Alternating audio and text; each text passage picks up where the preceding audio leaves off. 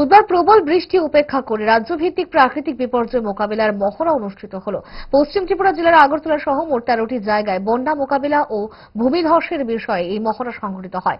বন্যার পরিস্থিতি সৃষ্টি হলে কিভাবে উদ্ধার করতে হবে, পাশাপাশি ভূমিধসে আহতদের কিভাবে উদ্ধার করতে হবে, মূলত বুধবারের এই মহড়ায় সেই বিষয়টিকেই গুরুত্ব দেওয়া হয়েছে। এতে অংশগ্রহণ করেছে ন্যাশনাল ডিজাস্টার ম্যানেজমেন্ট অথরিটির প্রতিনিধিরা, BSF, NDRF, Assam rifle, civil defence সহ অন্যান্য বিপর্যয় মোকাবিলা কর্মীরা। এদিন হাপানিয়া আন্তর্জাতিক মেলা প্রাঙ্গণে সকাল 7:30 নাগাদ শুরু হয় এই মহড়া কর্মসূচি। সেখান থেকে বিভিন্ন টিম ভাগ হয়ে চলে যায় বিদ্যাসাগর, কলেজ টিলা, লেক সহ অন্যান্য জায়গায়। এই মহড়া সম্পর্কে বিস্তারিত জানান পশ্চিম ত্রিপুরা জেলার জেলা শাসক ডক্টর विशाल कुमार। आज का जो ये मॉक ड्रिल है ये सुबह 7:30 बजे से शुरू हुआ और वेस्ट त्रिपुरा डिस्ट्रिक्ट में 13 लोकेशंस पे रेस्क्यू किया गया है और 13 जगहों पे रिलीफ सेंटर्स भी स्टार्ट किए गए हैं।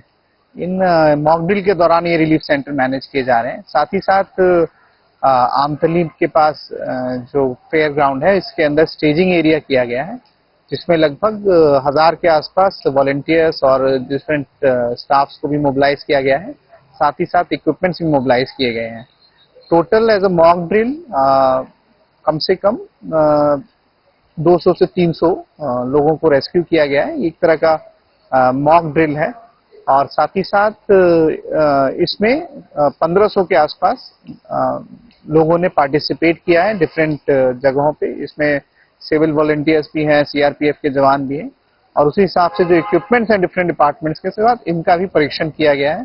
ভালোবাসা বদলায়নি আর বদলায়নি তারা।